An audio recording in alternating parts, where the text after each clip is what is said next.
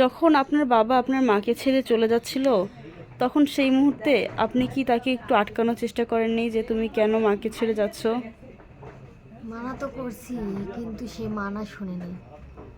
নিষেধ শুনেনি? জি না।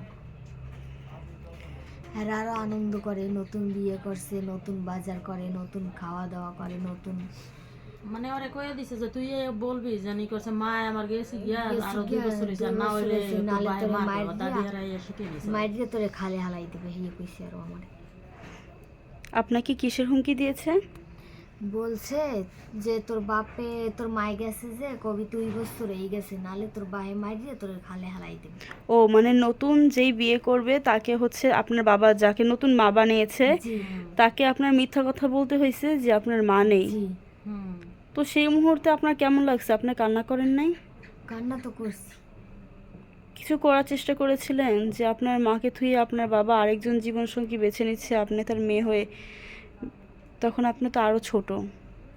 হ্যাঁ, ছোট ছিল তো, 2 বছর হয়ে যায় বিয়ে করছে।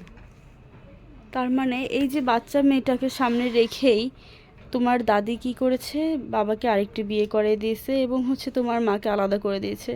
ঠিক আছে, তোমার মাকে আলাদা করে দিয়েছে, কিন্তু তোমাদের কেন আলাদা করলো? তোমার ভাইদের কেন আলাদা করলো? আলাদা করেছে, এখন খোঁজ খবরই বা কেন নেয় না? না তো না, এই 2টা বছর ধরে কোনো আমার 1 টাকাও যদি দিত।